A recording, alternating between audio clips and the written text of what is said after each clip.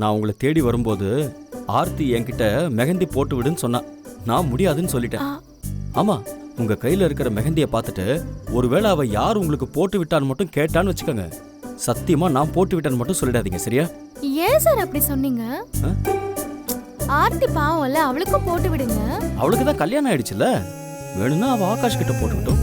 நதியின் தேடல் கடைசியில் கடல் காண்பது, உயிரின் தேடல் கடைசியில் உன்னை காண்பது. கடல் கொண்ட நதியோ முகம் தன்னை இழக்கும், நான் உன்னில் கலந்தால் புது முகம் கிடைக்கும். நட்சத்திரங்களை ஒரு நாளில் கட்டுவேன், எந்த நேரமும் உன் கதவை தட்டுவேன். என் காதல் தேவனே, எனது இமையில் உனது விழிகள் மூடுவே.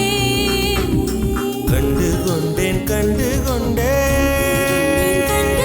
முகம் கண்டு கொண்டேன், வீரல் தோடும் தூரத்திலே நிலவு கண்டு கொண்டேன்.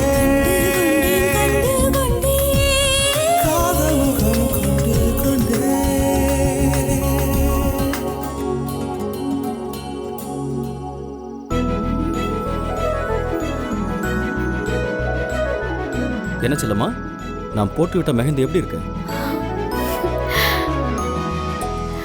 ரொம்ப அழகா இருக்கு சார். உண்மையிலேயே உங்களுக்கு பிடிச்சிருக்கா? பிடிச்சிருக்கு.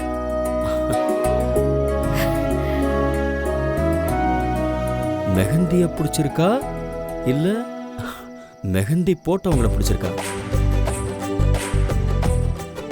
எனக்கு மெஹந்தி தான் பிடிச்சிருக்கு.